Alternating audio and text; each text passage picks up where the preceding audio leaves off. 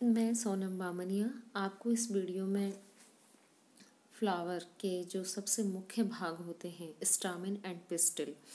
Stamen जो पुमंग भाग है और पिस्टिल जो इसका स्त्री केसर यानी फीमेल पार्ट है पुष्प का, ये दोनों ही पुष्प के आवश्यक चक्र होते हैं। और पुष्प जो कि पादपों की जनन क्रिया के लिए सबसे आवश्यक अवयव है, उसमें ये इसके जीवन चक्र को आगे बढ़ाने के लिए इसके जनन हेतु सबसे आवश्यक चक्र के तौर पर स्टामेन और पिस्टिल को हम जानते हैं। पुमंग पुष्प का तीसरा चक्र होता है, ये दलपुंज के अंदर की ओर उपस्थित होता है और इसके बारे में मैं आपको इससे पुरानी वीडियो में बता चुकी हूँ। यहाँ पर हम इसके बारे में संक्षेप में बात करेंगे, जबकि पिस्टिल के बारे में यानी कि स्त्री केसरी भाग के बारे में विस्तार से बात करेंगे। अगली स्लाइड में आप देख रहे हैं कि बीच में एक फ्लावर बना हुआ है। फ्लावर में लीफ, स्टेम, ये तो इसके वेजिटेटिव पार्ट्स हैं यानी कि इसके कायिक भाग हैं, जबकि पिस्टिल और स्टामेन और पेटल इसके जनन वाले भाग हैं जो कि रिप्रोडक्शन वाले सिस्टम के आवश्यक अंग हैं।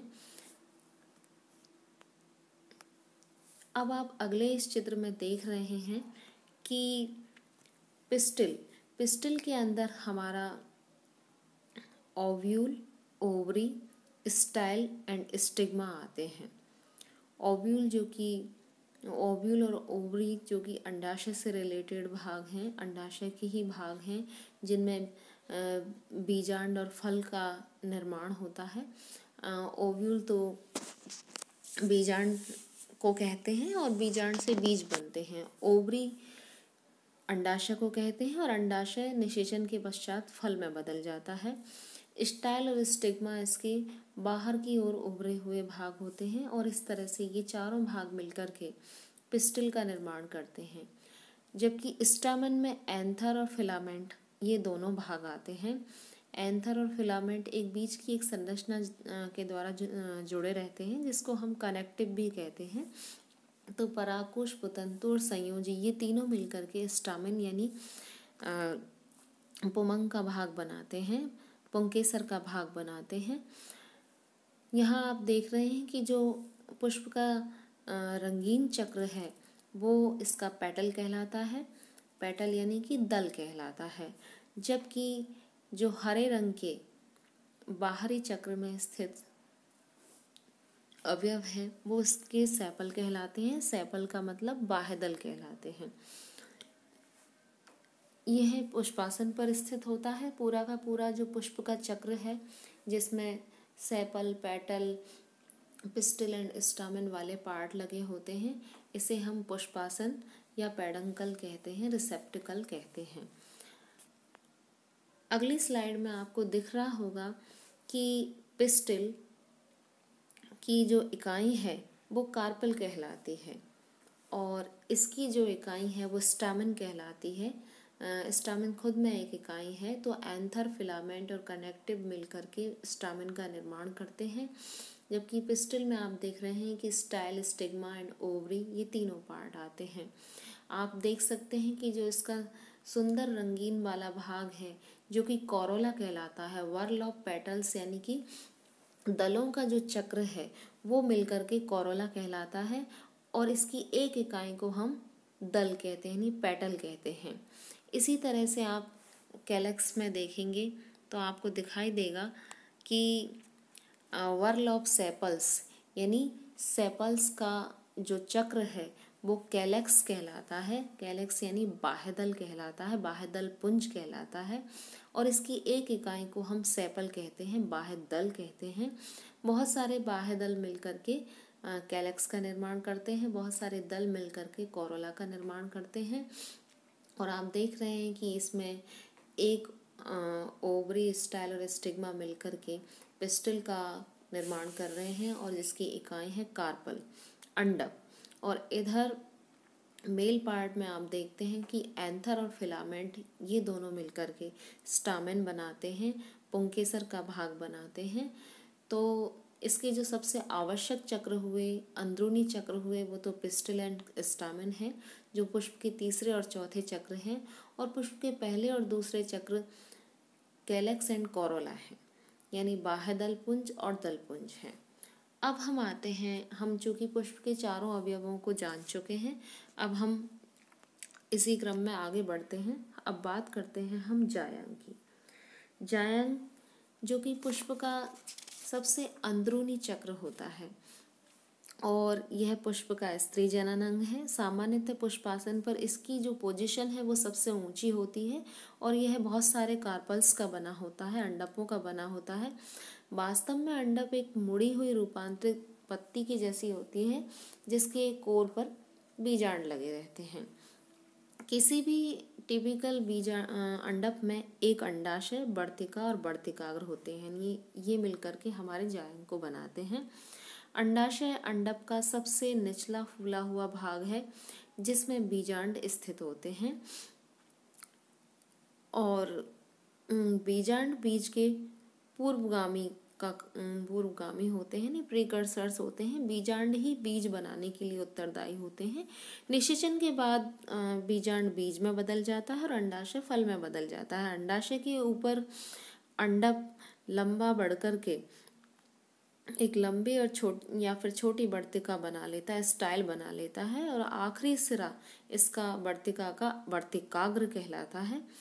ज़्यादातर वर्तिकाग्र हैं वो चिपचिपी होती हैं, और वो इसलिए चिपचिपी होती हैं ताकि परागकण इस पर आसानी से स्थानांतरित हो सकें। अब जायांग की जो एक इकाई है, चूंकि हमने जाना कि अंडाशय, वर्तिका और वर्तिकाग्र मिलकर यानी ओवरी, स्टाइल एंड स्टिग्मा मिलकर के गायनोसियम बनाते हैं, और गायनोसियम की एक इकाई जो है वो अंडप कहलाती है, कार्पल कहलाती है। अब हम बात करते हैं अंडप कितने तरह के होते हैं, या अंडपों को हम किस में विभाजित कर सकते हैं। तो अंडपों की संख्या तथा उनके जुड़ने के आधार पर अंडप दो प्रकार के माने गए हैं। एकांडपी जो कि सरल प्रकार का अंडप का प्रकार है, जिसमें कि एक ही अंडप का बना हुआ होता है। जायांग में सिर्फ एक ही अंडप पाया जाता है। इसका उदाहरण लेग्यूमिनोसी यानी मटर कुल और ग्रेमिनी कुल के सदस्य हैं। दूसरा हम इसमें जो प्रकार है वो है बहुअंडपी। बहुअंडपी जो प्रकार है उसको हम दोबारा से यानी मल्टी कार्पलरी पार्ट को हम दोबारा से फर्दर डिवाइडेड कर सकते हैं, और ये आगे चल के एपोकार्पस और सिनकार्पस में विभाजित हो जाता है। एपोकार्पस जिसे हम वियुक्तांडपी भी कहते हैं। वियुक्तांडपी जायांग में सभी अंडप फ्री होते हैं, और हर एक अंडप अपना अंडाशय, वर्तिका और वर्तिकाग्र रखता है, और यह अलग जायांग बनाते हैं। और इसका उदाहरण है रेननकुलस।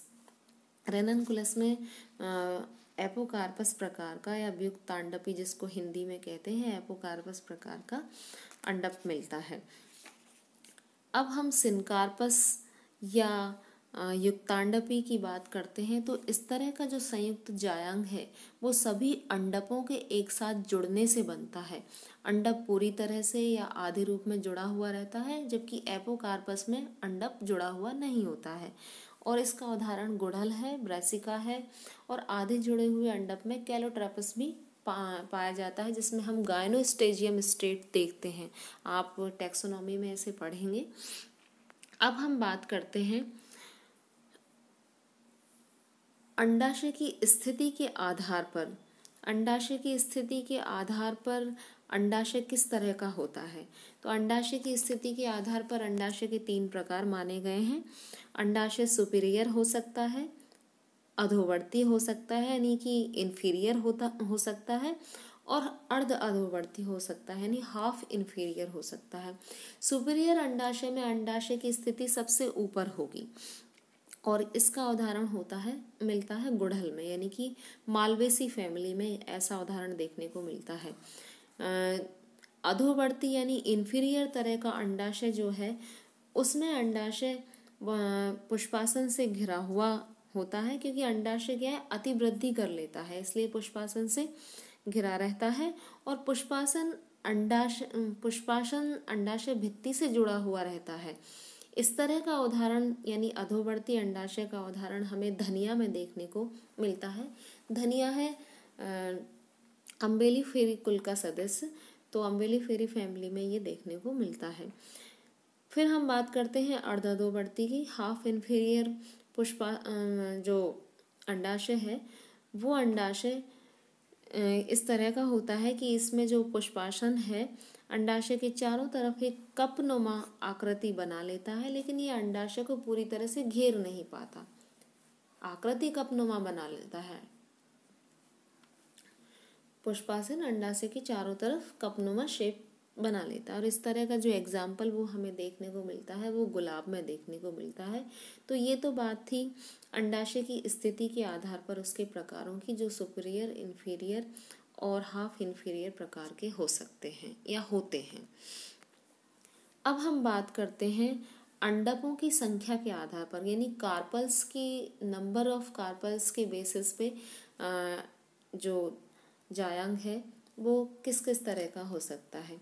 तो जब आप टैक्सोनॉमिकल टर्म देंगे आप उनमें इन शब्दों का प्रयोग करेंगे।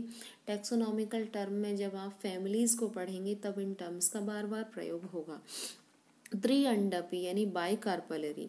बाइकार्पलरी जो जायांग है इसमें 2 अंडप मिलते हैं, और इसका उदाहरण सौंफ और ब्रेसिका में देखने को मिलता है, यानी अम्बेलिफेरी और ब्रेसिकेसी में। त्रिअंडपी प्रकार का जो अंडाशय है वो यूफोर्बिया पल्चेरिमा में देखने को मिलता है। इसके अलावा लिलिएसी में भी ये देखने को मिलता है ट्राइकार्पिलरी, क्योंकि इसमें 3 अंडप जुड़ करके जायांग बनाते हैं। चतुर्थ अंडपी यानी टेट्राकार्पिलरी जायांग वो है बार्बेरिस में देखने को मिलता है, और इसमें 4 अंडप युक्त जायांग मिलता है, इसलिए इसको चतुरंडपी कहते हैं। फिर है पंचअंडपी यानी पेंटाकार्पिलरी। पंचअंडपी जायांग में 5 अंडप मिलकर जायांग बनाते हैं, और इसका उदाहरण है गुड़हल। गुड़हल यानी मालवेसी कुल।